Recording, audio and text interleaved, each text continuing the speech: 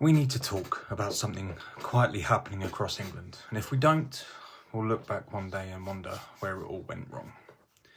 The local rugby club, the one you grew up around, the one where generations laced up their boots, had a pint after a muddy win, and learned what it is to be meant to be part of something, is dying.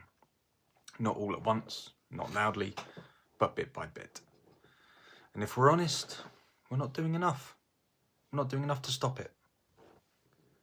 At so many clubs across the country right now, it's getting harder to keep the lights on, literally.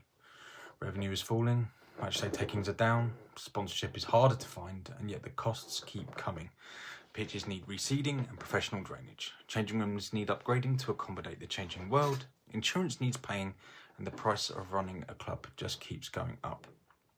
Meanwhile, player retention is becoming a real issue. Work schedules, life commitments, and in some cases simply the lack of buzz around the game are making it harder to fill a first 15 for some clubs, let alone a second or third team. In sub-clubs, Colts and Minis are strong, but they're losing them the moment that they turn 18. That pipeline we've relied on for years, it's cracking. Forget who's running most of these clubs. Volunteers, dedicated, passionate, wonderful people who give up evenings and weekends for the good of the game. Coaches, fixture secretaries, bar managers, kit washers, grounds people, many juggling full-time jobs and families. But here's the hard truth. We're asking amateurs to run organisations that now require professionals. These people have heart and soul, but they don't have unlimited time. And club management today isn't just about ordering post-match pizzas and booking referees. It's about fundraising, digital marketing, facility management, sponsor relations, and safeguarding. It's becoming a full-time job. So maybe we should treat it like one. So here's an idea that's probably worth talking about. What if community clubs hired a part-time or full-time general manager, someone whose sole job is to run the club like a business, generate revenue, and secure its future, answerable to the club's committee, but focus purely on operations and growth?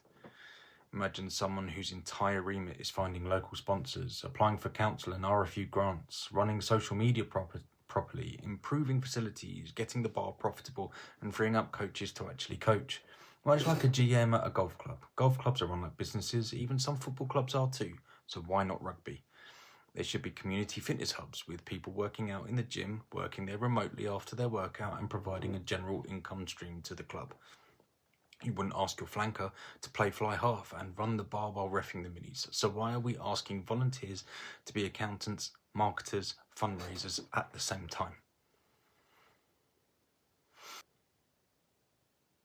And if that isn't enough of a wake-up call, there's the land issue. Many clubs don't even own their grounds. They're renting pitches off the council or operating on long leases. And in an age of local government financial chaos, we're seeing it more and more. Councils selling off community land to developers to plug the budget caps. One day you're hosting a festival of rugby, the next there's a planning notice nailed to the changing room door.